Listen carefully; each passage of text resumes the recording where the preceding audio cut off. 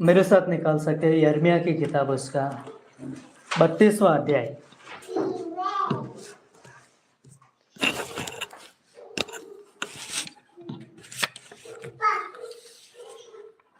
यिर्मयाह की किताब उसका 32वां अध्याय और 17वीं पंक्ति। और यहाँ पर बहुत ही खूबसूरत बातें हैं परमेश्वर के बारे में, है ना, उसके स्वभाव, उसके चरित्र को लेके। तो यहाँ पर लिखा है यिर्मयाह उसका 32वां अध्याय और 17वीं पंक्ति।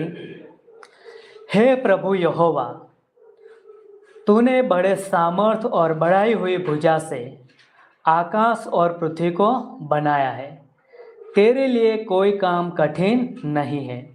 तो कितना अद्भुत बात है। यहाँ पर लिखा है कि हे प्रभु यहोवा, तूने बड़े सामर्थ और बढ़ाई हुई भुजा से आकाश और पृथ्वी को बनाया है। तो परमेश्वर अद्भुत और महान है ना। यहाँ पर लिखा है कि परमेश्वर ने जब आकाश और पृथ्वी को बनाया तो उसने बड़े सामर्थ्य के साथ बनाया ना, बड़ी भुजाओं के साथ। और ये मतलब पंक्तियाँ, बहुत सारी पंक्तियाँ भी है ना, तो परमेश्वर के बारे में गवाही देती है कि परमेश्वर जो है वो सर्व सामर्थी परमेश्वर है ना। तो आज हम इस विषय पर बात करेंगे कि परमेश्वर जो है वो सर्व सामर्थी परमेश्वर ना, सब सामर्थ्य से ऊपर है ना, तो सामर्थी परमेश्वर, तो उसके बारे में हम बात करेंगे। तो क्यों ना वचन में जाने से पहले हम प्रार्थना कर दें। तो आइए हम प्रार्थना करें। जीवित और महान परमेश्वर पिता, प्रिय प्रभु यीशु मसीह, धन्यवाद देते हैं कि आप सामर्थ्यवान परमेश्वर हो और आपके जैसा कोई नहीं प्रभु। धन्यवाद देते पवित्र परमेश्वर। हाँ प्रभु यीशु ख्रिस्त, ये वचन आपका है प्रभु, उसमें आपका सामर्थ्य है प्रभु। ये कलीसिया प्रभु आपकी देह है, उसमें आपका सामर्थ्य है। धन्यवाद देते यीशु मसीह कि आप सामर्थ्य से भरे हुए परमेश्वर हो। होने देना आपके वचन के द्वारा आप हमसे बातें करना, आप हमारी अगुवाई करना, वैसे हमारी प्रार्थना है। आगे का समय आपके हाथों में सौंपते, ये प्रार्थना यीशु मसीह के नाम से मांगते हैं, आमीन। तो बाइबल के अंदर बहुत सारे गुण हैं, है ना, परमेश्वर के बारे में। और जब हम बाइबल में पढ़ते हैं तो बाइबल में बहुत सारी ऐसे बातें परमेश्वर के स्वभाव के बारे में बात किया है ना। बाइबल कहती है कि परमेश्वर प्रेमी है ना, वो अनुग्रहकारी है ना। बाइबल अलग अलग गुणों के बारे में बात करती है कि वो दयालु परमेश्वर है, वो धर्मी परमेश्वर है ना, वो प्रेमी परमेश्वर है, वो जीवन पर मतलब जीवन परमेश्वर है ना, परमेश्वर जीवन है। मतलब बाइबल के अंदर बहुत सारे ऐसे गुण हैं ना। परमेश्वर सर्वव्यापी है, सर्वज्ञानी है और सर्व सामर्थ्य भी है। तो बहुत सारे गुण हैं, लेकिन आज हम इस गुण के बारे में देखने वाले परमेश्वर सर्व सामर्थ्य परमेश्वर है ना। तो परमेश्वर के सर्व सामर्थ्य गुण के बारे में आज हम बात करेंगे। तो जब हम परमेश्वर के गुण के बारे में बात करते हैं तो परमेश्वर का जो गुण है वो परमेश्वर का स्वभाव और उसके चरित्र को दिखाता है ना। तो अद्भुत है कि उसके द्वारा हम परमेश्वर को जान पाते हैं कि परमेश्वर कौन है और वो कैसा है। और हम जानते हैं कि बाइबल के अंदर बहुत सारे गुण हैं, है ना, जिसके बारे में बाइबल में वर्णन भी है, जैसे हमने बात किया। और परमेश्वर का जो गुण है मतलब कि वो एक समान मतलब रहता है ना। जैसे कि परमेश्वर मतलब कि जिस समय में वो प्रेमी है तो उस समय में वो दयालु भी है ना। जिस समय में वो अनुग्रहकारी है तो उस समय में वो न्यायी भी है ना। तो मतलब परमेश्वर का जो गुण है वो एक समान है ना, वर्तमान में एक समय रीति से वो काम करते हैं, है ना। जैसे कि परमेश्वर यदि किसी से पर कई जगह पर न्याय लाना चाहे तो जब परमेश्वर न्याय लाता है तो वहां पर सिर्फ न्याय नहीं रहता है ना। परमेश्वर का न्याय परमेश्वर के बाकी गुणों के साथ भी काम करता है ना। वो अपने पवित्रता में न्याय करता है ना, वो अपने दया में, अपने प्रेम में न्याय करता है। मतलब कि परमेश्वर के जितने भी गुण हैं है ना, वो वर्तमान में समय में रहते हैं। तो इसलिए मतलब कि परमेश्वर का जो गुण है वो अद्भुत है और उसके द्वारा हम जान पाते हैं कि परमेश्वर कौन है और वो कैसा है ना। तो इसलिए हम आज जानेंगे कि परमेश्वर जो है वो सर्व सामर्थ्य है ना। तो बहुत सारे गुण हैं, लेकिन इस गुण के बारे में हम बात करने वाले हैं कि परमेश्वर जो है वो सर्व सामर्थ्य परमेश्वर है और परमेश्वर अपने में सारी सामर्थ्य रखता है ना। जब हम बात करते हैं कि परमेश्वर सर्व सामर्थ्य परमेश्वर है तो परमेश्वर के अंदर ही मतलब कि सामर्थ्य पाया जाता है। और वो सामर्थ्य मतलब कि परमेश्वर अपने आप में सामर्थ्य रखता है, मतलब कि उसके अंदर खुद सामर्थ्य है। और ये सामर्थ्य मतलब कि असीमित है ना, उसकी कोई सीमित सीमा नहीं है ना। जैसे हम कहते हैं अनलिमिटेड है ना, ये तो वैसे मतलब कि परमेश्वर का सामर्थ्य असीमित सामर्थ्य है। और परमेश्वर जब अपना सामर्थ्य को उस समय काम में लाता है जब उसको जरूरत होती है ना, जब परमेश्वर की कोई चीज आवश्यकता रहती है तब परमेश्वर अपने सामर्थ को वो काम में लेके आता है और परमेश्वर उसको मतलब इस्तेमाल भी करता है अपने सामर्थ को। और जब हम देखते हैं कि परमेश्वर को अपना सामर्थ्य जब काम में लाना होता है तो उसको सिर्फ बोलने की आवश्यकता होती है ना, सिर्फ बोलना पड़ता है ना। जैसे हमें कुछ काम करना है कुछ ताकत वाला तो हम बोलने से हम काम नहीं करते है ना। कुछ काम ये पुलपिट है ना, उसको हमें उठाकर साइड पर रखना है तो हम बोलेंगे तो वो ऊंचे के साइड पर चला जाएगा, नहीं जाएगा है ना। तो उसको उठाकर साइड पर रखने के लिए हमें अपने हाथों का और पैरों का इस्तेमाल करना पड़ेगा है ना, हमें अपनी ताकत का इस्तेमाल करना पड़ेगा। तो वैसे जब हम देखते हैं कि जब परमेश्वर को अपना सामर्थ्य काम में लाना होता है तो उनको हाथ पैर चलाना नहीं पड़ता है ना, उनको सिर्फ बोलना पड़ता है ना, उनको कुछ कहना पड़ता है। तो जब परमेश्वर कुछ कहता है तो उसका जो आवाज है, उसकी जो वाणी है, उसका जो वचन है वही कार्य करने लगता है। और ये बातें हमें उत्पत्ति की पुस्तक में मिलता है ना। जब हम उस उत्पत्ति की पहले अध्याय पढ़ते तो वहां पर परमेश्वर ने सृष्टि का सुंदर वर्णन बताया है ना, किस तरीके से कौन सी चीज है ना, कौन से दिन में किस तरीके से बना था। तो बाइबल के अंदर हम देखते हैं उत्पत्ति का पुस्तक में है ना, सृष्टि का वर्णन है। और पहला अध्याय तीसरी पंक्ति में लिखा है कि जब परमेश्वर सृष्टि का निर्माण करने वाला था तो परमेश्वर ने सिर्फ कहा कि उजियाला हो जाओ है ना। क्या कहा परमेश्वर ने?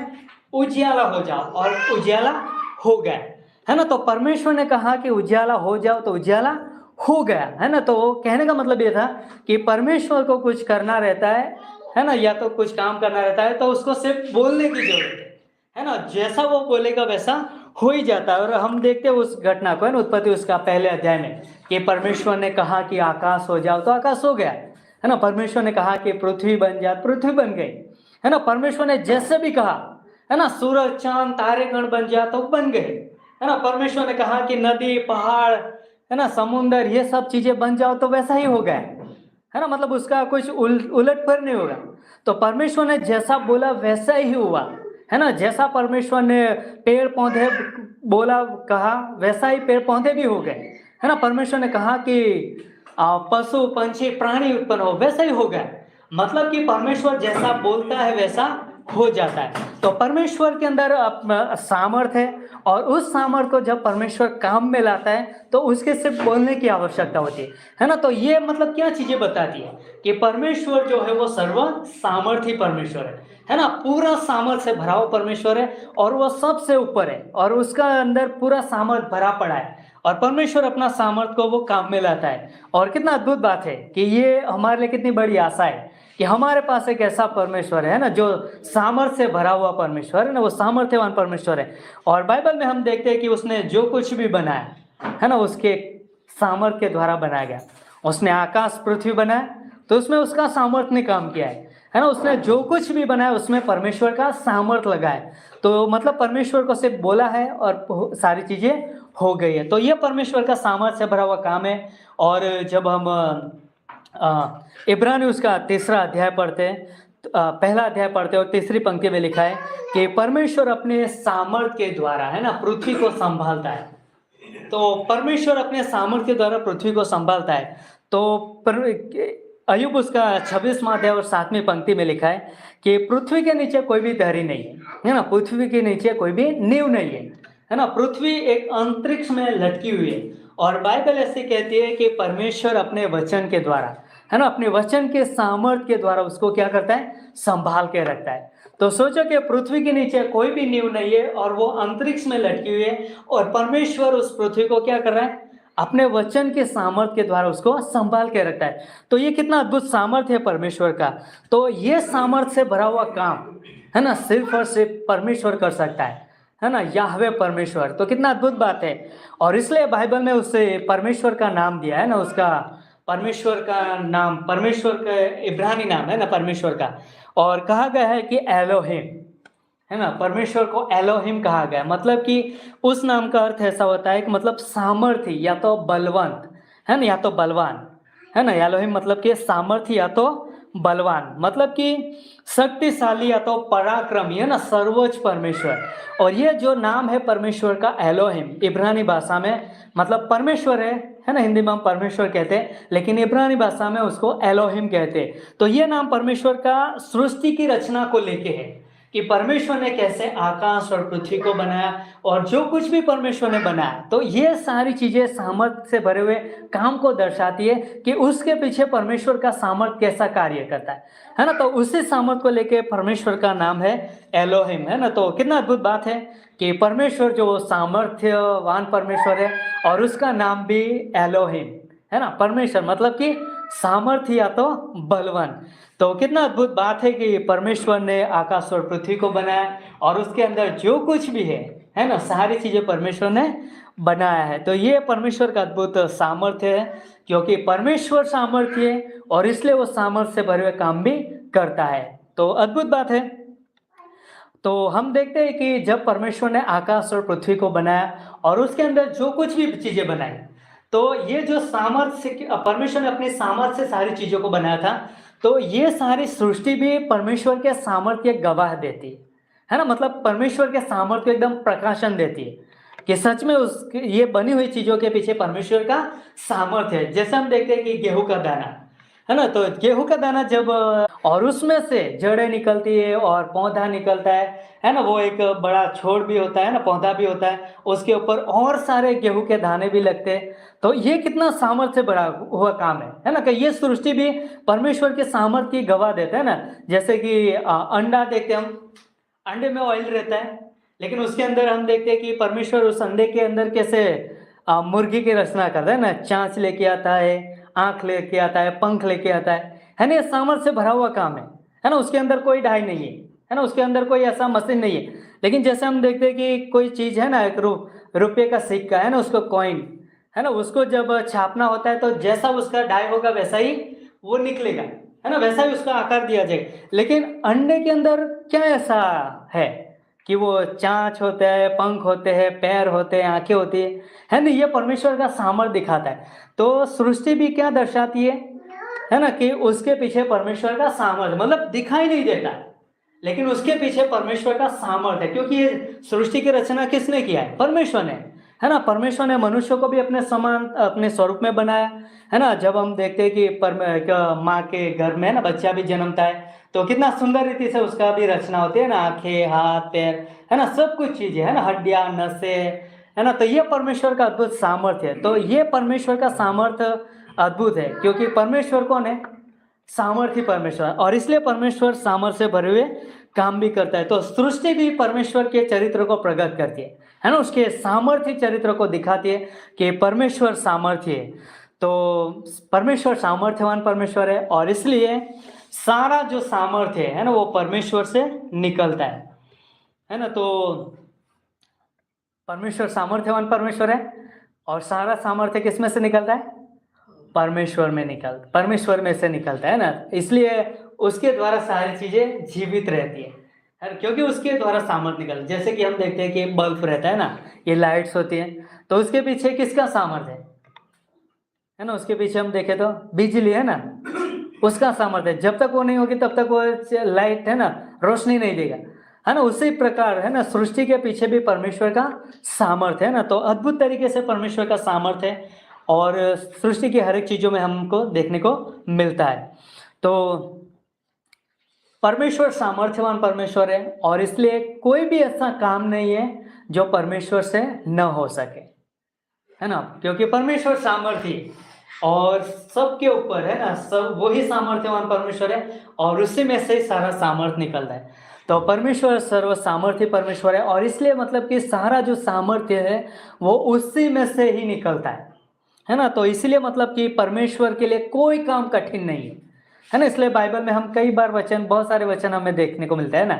कई बार एक दूसरे को प्रोत्साहन देने के लिए भी हम कहते हैं कि जो मनुष्य के लिए असंभव है वो परमेश्वर के लिए संभव है ना। मतलब जो बातें मनुष्य के लिए कठिन है वो परमेश्वर उसे संभव बनाता है, क्योंकि परमेश्वर के लिए कोई भी काम कठिन नहीं है ना। परमेश्वर के लिए सभी काम एकदम सरल है, क्योंकि परमेश्वर कैसा है? सामर्थ्यवान परमेश्वर है, और इसलिए मतलब कि वो सब कुछ कर सकता है। सिर्फ एक चीज नहीं कर सकता है ना, पाप, कई बार हम कहेंगे कि परमेश्वर सब कुछ कर सकता है, तो लेकिन परमेश्वर पाप क्यों नहीं कर सकता? क्योंकि परमेश्वर अपने पवित्र स्वभाव के विरुद्ध में नहीं जाता है ना। तो परमेश्वर पवित्र है और वो भला है, और वो परमेश्वर कभी भी पाप नहीं करता है ना। तो परमेश्वर पवित्र है ना। तो मतलब वो अपने स्वभाव के विरुद्ध में नहीं जाता है ना। हर एक चीज़ों का एक सिद्धांत होता है। जैसे कि हम गिनती करते थे ना, 2 और 2 कितना होता है? 4 होता है, 5 कोई नहीं कहेगा। तो वो एक सिद्धांत होता है ना। तो पर वैसे ही परमेश्वर अपने स्वभाव के विरुद्ध में या तो उसके खिलाफ कभी भी नहीं जाता। तो परमेश्वर पवित्र है और इसलिए वो पाप नहीं करता। तो परमेश्वर के लिए कोई काम कठिन नहीं है ना। इसलिए वो हम बाइबल में देखते बहुत सारे उदाहरण कि उसने लाल समुद्र के 2 भाग कर दिए है ना, और अपनी प्रजा इस्राएलियों के लिए सूखी भूमि का रास्ता निकाला। क्यों? क्योंकि परमेश्वर के लिए कोई काम कठिन है और इसलिए उसने लाल समुद्र के 2 भाग किए है ना। परमेश्वर के लिए कोई काम कठिन नहीं है और इसलिए यीशु मसीह ने मरे हुए लोगों को भी जिंदा किया है ना। लाजरस जो 4 दिन से मरा हुआ था है ना, जो कब्र में था और वो बदबू मारता होगा, लेकिन परमेश्वर के लिए कोई काम कठिन नहीं है ना। इसलिए यीशु मसीह ने उस लाजरस को भी जिंदा कर दिया है ना। यीशु मसीह ने उस तूफान को भी सहन कर दिया है ना। जो कठिन काम है, जो मनुष्य नहीं कर सकता है ना, वो काम परमेश्वर कर रहा है ना। वो काम यीशु मसीह कर रहा है। और कितनी अद्भुत बात है कि जो कोई व्यक्ति पानी पर नहीं चल सकता है ना, कोई मनुष्य पानी पर नहीं चल सकता, लेकिन यीशु मसीह उसको पानी पर चल के दिखा रहा है। क्यों? क्योंकि वो परमेश्वर है ना। उसके लिए कोई काम कठिन नहीं, वो सामर्थ्य परमेश्वर है और इसलिए वो परमेश्वर है ना। उसके लिए मनुष्य जब पाप में गिरा हुआ था है ना, वो पापी था, तो उसके पाप के लिए भी उसने उपाय निकाला है ना। कि मनुष्य अपने पाप से वो कभी नहीं बच सकता था है ना। वो कितना भी अच्छा काम करे या तो कितना भी अच्छा कार्य करे, लेकिन वो कितने भी सामर्थ लगा दे, कितने भी अपनी ताकत लगा दे, लेकिन वो अपनी ताकत में अपने पापों से कभी उद्धार नहीं पा सकता है ना। उसे माफी नहीं मिल सकती और इसलिए परमेश्वर ने उसके लिए मार्ग निकाला है ना। कि मनुष्य ने पाप किया लेकिन परमेश्वर के लिए सब संभव है ना। मनुष्य के लिए असंभव है लेकिन परमेश्वर के लिए सब संभव है। और इसलिए हम देखते हैं कि बाइबल भी है ना बार बार गवाही देते हैं। परमेश्वर खुद कहता है कि यदि आपके पाप लाल वस्त्र के नाई भी हो है ना, तो अभी वो हिम के नाई श्वेत किए जाएंगे। तो कितना अद्भुत बात है कि जो मनुष्य के लिए कठिन है उसे परमेश्वर संभव बनाता है। तो परमेश्वर के लिए कोई काम कठिन नहीं है। तो कितना अद्भुत बात है कि हमारे पास कितना अद्भुत महान है ना सामर्थ्य परमेश्वर है ना, जो सामर्थ्य से भरा हुआ परमेश्वर है ना, जो अद्भुत सामर्थ्य से भरा हुआ काम करता है और सारी सामर्थ्य उसमें से ही निकलती है और वो सामर्थ्य से भरा हुआ परमेश्वर हमारे पास है। तो हम जानते हैं कि मनुष्य के होने के नाते है ना, हम सबको एक इंसानी यदि सोच से सोचे तो हम सबको सामर्थ्य की जरूरत रहती है ना। हमें चलने में फिरने में है ना, हमें सामर्थ्य की जरूरत होती है। यदि हमारे शरीर में सामर्थ्य नहीं होंगे तो हम ठीक से चल फिर नहीं सकेंगे है ना। तो हमें सामर्थ्य की जरूरत है ना। तो हम चाहते हैं कि हम ताकतवर हो, हम चाहते हैं कि हम सामर्थ्यवान हो है ना, हमारे पास शक्ति हो है ना। हम ये भी चाहते हैं कि हमारे पास जितनी भी चीजें है ना वो भी ताकतवर हो ताकि वो हमारे लिए लाभकारक बने। तो ये मतलब कि एक मनुष्य होने के नाते हमारी ये सोच रहती है। लेकिन फिर भी है ना, हम मनुष्य होने के नाते हम बहुत सारी चीज़ों में हम हार जाते है ना। उसमें हम गिर भी जाते हैं, उसमें हम असफल भी हो जाते हैं। और क्योंकि हमारा जो सामर्थ्य है ना, उससे भी अधिक इस संसार में बहुत सारे सामर्थ्य भी है ना, बहुत सारी ताकतें भी है। तो उसका सामना हम अपने दम पर नहीं कर सकते है ना। तो हमें परमेश्वर के सामर्थ्य की आवश्यकता होती है। तो बाइबल के अंदर एक उदाहरण है गिदोन है ना, जिसके बारे में हम जानते हैं कि एक समय था कि मिद्यानी लोग है ना, जो बहुत सारा दल है ना गिदोन के जो इज़राइल पर हमला करने के लिए आए। और उस समय में है ना गिदोन और वो सारे इज़राइल लोग छुप गए थे है ना। और हम जानते हैं गिदोन के बारे में कि जो गेहूं झाड़ने वाली चीज रहती है ना, वहां पर जाकर वो छुप गया था गिदोन। क्यों? क्यों गिदोन छुपा था? क्योंकि उसके अंदर इतनी ताकत नहीं थी है ना, उसके अंदर उतना सामर्थ्य नहीं था कि वो अपने दुश्मनों को, अपने शत्रुओं का सामना कर सके ना, उसके सामने लड़ सके।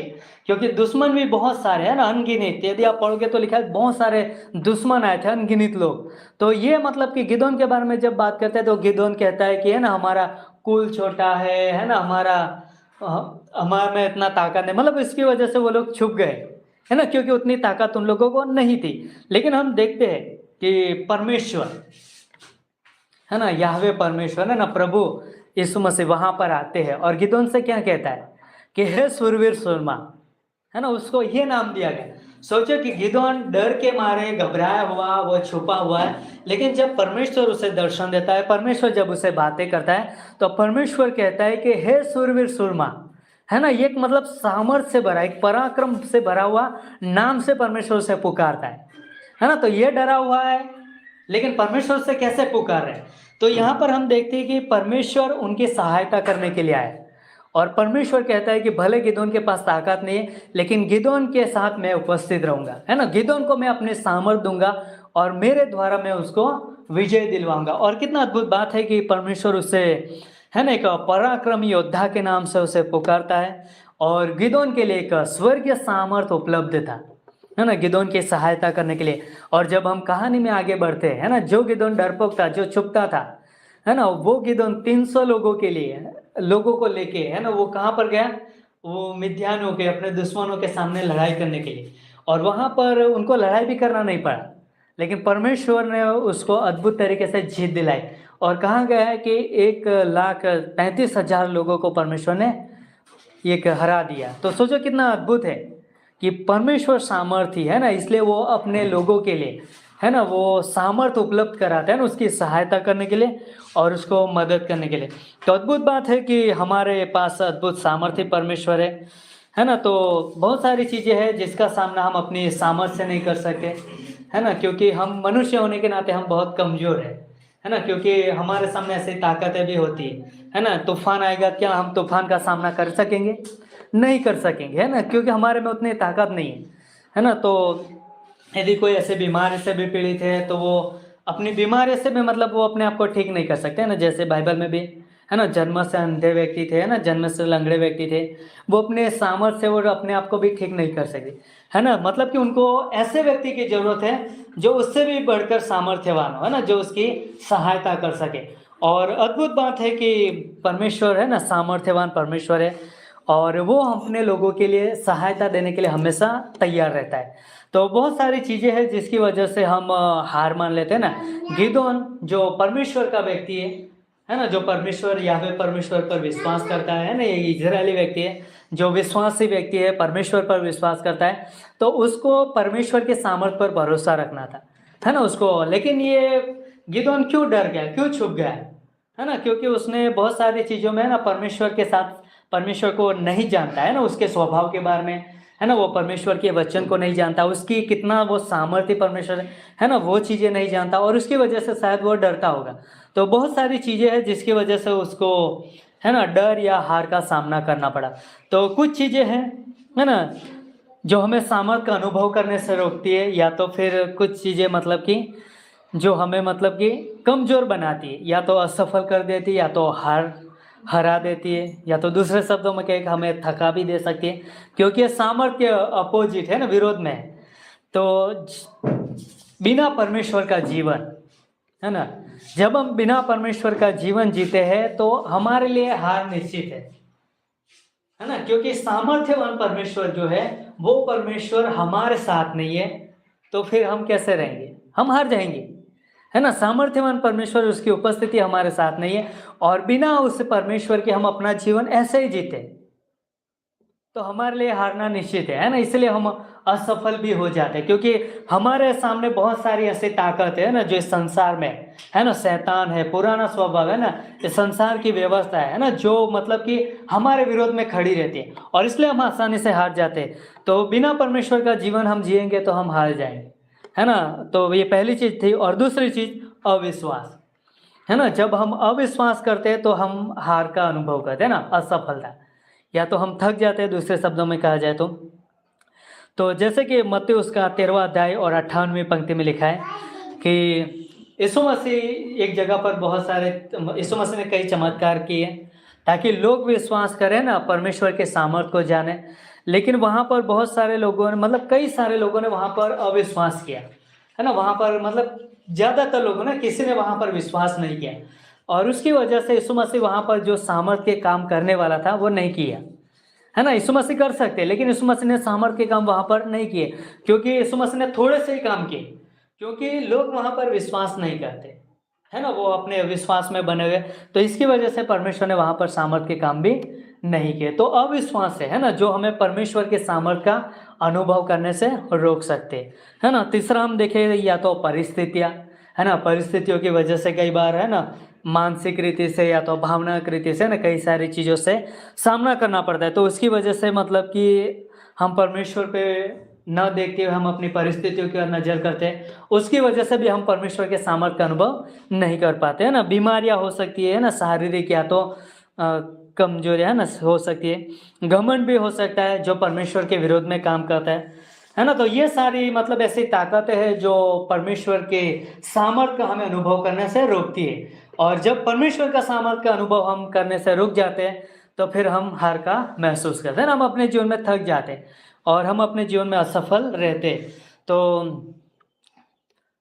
हमारा ताकत, हमारा सामर्थ्य, है ना, कुछ काम का नहीं, है ना। हमारा जो ताकत रहता है वो, हमारा जो सामर्थ्य रहता है वो कुछ काम नहीं आता है ना। क्योंकि हमारे जो ताकत रहती है, हमारा जो सामर्थ्य रहता है वो हमें ही धोखा देगा, है ना। इसलिए बाइबल में जब हम पढ़ते हैं यिर्मयाह उसका 9वां अध्याय और 23वीं पंक्ति, वहाँ पर परमेश्वर खुद कहता है ना, कि बलवान अपने बल पर, है ना, घमंड न करे, और न वीर, है ना, अपनी वीरता पर, और न बुद्धिमान अपनी बुद्धि पर, और न धनवान अपने धन पर। तो यहाँ पर कितना अद्भुत बात है, यिर्मयाह उसका 9वां अध्याय 23वीं पंक्ति।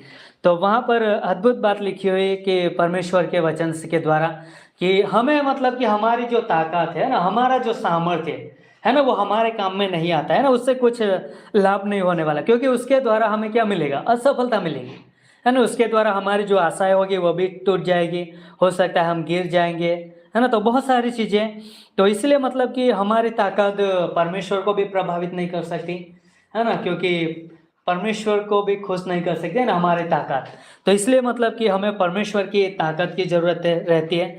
तो बाइबल के अंदर अंदर बहुत सारे ऐसे लोग हैं ना जिन्होंने अपनी ताकत पर भी घमंड किया, तो उनका परिणाम भी बहुत बुरा भी आया, है ना। जैसे नबूकदनेस्सर के राजा के बारे में हम देखते हैं कि उसने अपने सामर्थ्य के द्वारा ना काफ़ी लोगों को उसने जीत भी लिया, है ना। लेकिन वो घमंड करता था कि अपने सामर्थ्य के द्वारा उसने पाया है।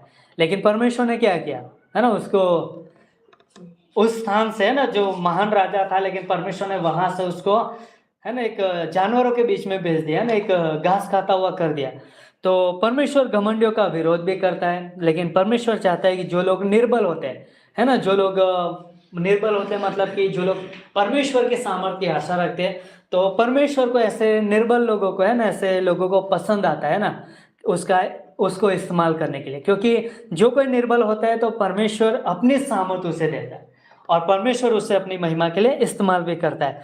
और बहुत अद्भुत बात है कि, है ना, कि हम बाइबल में बहुत सारी उदाहरण भी देखते हैं ना पौलुस के बारे में, कि पौलुस कैसा व्यक्ति था, है ना। पौलुस क्या कहता है ना, उसके देह में कांटा था और उसने अपने देह में कांटा था, उसकी एक कमजोरी थी ना, उसके पास एक निर्बल था, और उसकी वजह से मतलब कि उसने 3 बार प्रार्थना किया था परमेश्वर से, लेकिन परमेश्वर ने उससे क्या कहा था कि मेरा अनुग्रह तेरे लिए काफ़ी है ना। तो परमेश्वर ने अपना अनुग्रह भरा सामर्थ्य उसे दिया, और पौलुस ने बाद में गवाही दिया, है ना, कि जब जब हम निर्बल होते, है ना, या दूसरा कोरिन्थियों उसका 12वां अध्याय उसकी 9वीं पंक्ति और 10वीं पंक्ति में ये बात लिखी है। तो पौलुस ने गवाही भी दिया कि जब मैं निर्बल होता हूँ तो मैं अपनी निर्बलता पर घमंड करता हूँ, है ना, क्योंकि मसीह की जो सामर्थ है ना वो मेरे पर छाया करती है। तो कितना अद्भुत बात है कि पौलुस, है ना, उसने क्या किया कि मसीह के सामर्थ पर उसने भरोसा रखा, है ना। उसने कहा कि भले मैं कमजोर हूँ, है ना, भले मेरे देह में कांटा है, लेकिन मुझे पता है कि मेरा मसीह, है ना, मेरा परमेश्वर है ना, वो सामर्थ्यवान परमेश्वर, उस पर उसने भरोसा रखा और परमेश्वर की सामर्थ्य ने, है ना, क्या किया, उसको सहायता किया, और इसलिए वो अपनी कमजोरियों में, है ना, अपनी निर्बलता में वो घमंड कर पाया, है ना। इसलिए वो उसकी सेवकाई के बारे में हम देखते हैं कि इसलिए वो, है ना, वो अच्छी रीति से, है ना, प्रभु की सेवा भी कर सका, है ना। इसलिए वो जब वो सताया भी जाता है तभी वो कहता है कि प्रभु में सदा आनंदित रहो। तो ये सामर्थ्य उसे कहाँ से मिलता था, क्योंकि मसीह का सामर्थ्य वो अनुभव करता था, है ना, मसीह का सामर्थ्य उस पर छाया करता था। तो इसलिए मतलब वो आत्मिक रीति से बहुत मजबूत भी था, और परमेश्वर की जैसे सेवा करनी चाहिए थी वैसे वो सेवा में भी बढ़ा। तो एक उदाहरण हमने देखा था गिदोन के बारे में कि जो परमेश्वर के सामर्थ्य का अनुभव नहीं कर रहा था, उसकी वजह से वो छुप गया था, है ना। लेकिन जब हम पौलुस के बारे में देखते हैं कि वो परमेश्वर का सामर्थ्य का अनुभव कर रहा है ना, और परमेश्वर का सामर्थ का अनुभव करता है, उसकी वजह से वो है ना हिम्मत से, हियाव से परमेश्वर की सेवा करता है और परमेश्वर के लिए आगे बढ़ता है। तो हमें अपने जीवन में याद रखना है कि हमारे जीवन में कोई भी चीज़ें क्यों ना होती हो, है ना, चाहे परीक्षा हो, चाहे समस्या हो, चाहे बीमारी हो, है ना, तो वो हमारे सामर्थ्य से बाहर नहीं होती है ना। जब परमेश्वर हमारे साथ होता है तो वो उसका सामर्थ्य हमें मदद मिलेगा, है ना, उसके सामर्थ्य के द्वारा हम आगे बढ़ेंगे, है ना। जैसे पौलुस कमजोर था, है ना, लेकिन मसीह का सामर्थ्य उसके साथ था, इसकी वजह से वो उस प्रभु के कार्य में आगे बढ़ता गया, है ना। तो हमारे साथ मसीह का सामर्थ्य है, और इसलिए मतलब कि हमें यह याद रखना है कि हमारे जीवन में कोई भी परिस्थिति हो, कोई भी समस्या, है ना, परमेश्वर उससे हमारे सामर्थ्य के बाहर, है ना, हमें परीक्षा में नहीं जाने दिया। तो अद्भुत है मसीह का सामर्थ्य। तो हमें याद रखना है कि परमेश्वर कैसा है, सर्व सामर्थ्य परमेश्वर है, और सारा सामर्थ्य उसमें से निकलता है ना, परमेश्वर से। और जब परमेश्वर का सामर्थ्य परमेश्वर से जब कुछ काम करना रहता है तो उसको सिर्फ बोलने की आवश्यकता रहती है ना, सिर्फ बोलना पड़ता है। और ये अद्भुत बात है कि परमेश्वर बोलता है और उसका सामर्थ्य काम करता है। तो सारा सामर्थ्य परमेश्वर पे में से निकलता है।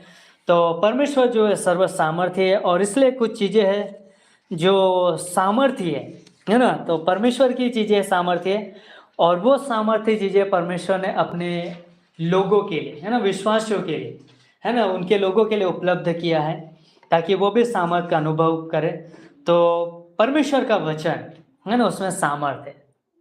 बाइबल कहती है कि, है ना, जब हम पढ़ते हैं ना मत्ती उसका 7वां अध्याय, कि एक व्यक्ति था जिसने अपना घर चट्टान पे बनाया, है ना। तो यीशु मसीह ने क्या कहा कि इस व्यक्ति ने मेरी बातों को सुना है और उसके अनुसार किया है, और उसकी वजह से वो ऐसा बुद्धिमान व्यक्ति है जिसने अपना घर चट्टान के ऊपर बनाया। और हम देखते हैं कि यीशु मसीह ने कहा कि उस व्यक्ति ने अपना घर चट्टान पे बनाया, और बहुत सारे आंधी आए, बहुत सारे तूफान आए, और बहुत सारी बाढ़ भी आए, लेकिन वो जो घर था वो गिरा नहीं, है ना, वो, है ना, वैसा स्थिर रहा, है ना, क्योंकि वो चट्टान पे बना हुआ था।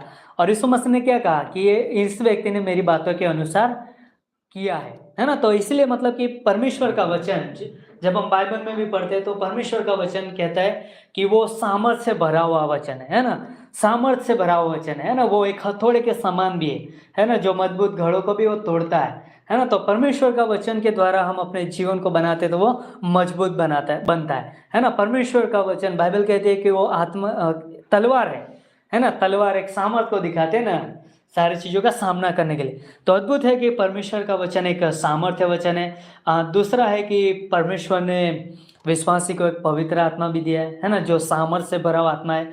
और हम जानते हैं कि वो सामर्थ्य से भरा हुआ आत्मा, है ना, विश्वासी की सहायता के लिए दिया। जब हम पहला अध्याय पढ़ते और 8वीं पंक्ति में यीशु मसीह ने कहा था कि जब तुम्हें सामर्थ्य मिलेगा ना, जब पवित्र आत्मा तुम पर आएगा तो तुम सामर्थ्य पाओगे, है ना, पृथ्वी के छोर तक तुम मेरे गवाह होगे, है ना। तो बाइबल में बहुत सारी पंक्ति है ना, पहला शायद 2 तिमोथी 1:7 में लिखा है कि तुम्हें भय की आत्मा नहीं, है ना, तुम्हें सामर्थ्य की आत्मा दी है। तो अद्भुत बात है कि पवित्र आत्मा जो सामर्थ्य से भरा हुआ आत्मा है और वो हमारे अंदर वास करता है ना। तो एक विश्वासी उस सामर्थ्य का अनुभव कर सके ना, परमेश्वर सामर्थ्यवान है और उसकी सामर्थ्य का वो अनुभव कर सके, और इसलिए परमेश्वर ने उसे ये सामर्थ्य चीज़ें भी दिया है ना। उसका वचन जो सामर्थ्य से भरा वचन है ना, उसका आत्मा जो सामर्थ्य वचन है। और तीसरा बात की प्रार्थना, है ना, तो प्रार्थना एक विश्वासी के लिए परमेश्वर ने एक उपाय दिया है ना, कि विश्वासी प्रार्थना करेगा लेकिन परमेश्वर उसमें काम करेगा। और हम जानते हैं कि परमेश्वर कैसा है, वो सामर्थ्य परमेश्वर, जब परमेश्वर काम करता है तो वो अद्भुत काम करेगा ना। तो चौथी बात हम देख सकते हैं कि विश्वास, है ना, तो विश्वास हमें वचन से ही आता है। और हम जानते हैं कि परमेश्वर ने ही हमारे लिए एक विश्वास का एक बातें रखी है ना, हमारे लिए एक क्षमता, कि परमेश्वर, है ना, कहता है कि यदि तुम्हें राई के दाने जितना विश्वास हो तो तुम इस पहाड़ से भी कहोगे तो वो हट जाएगा, है ना। तो विश्वास बहुत सारी चीज़ों का सामना करता है ना, क्योंकि परमेश्वर का वचन ही परमेश्वर खुद काम करेगा।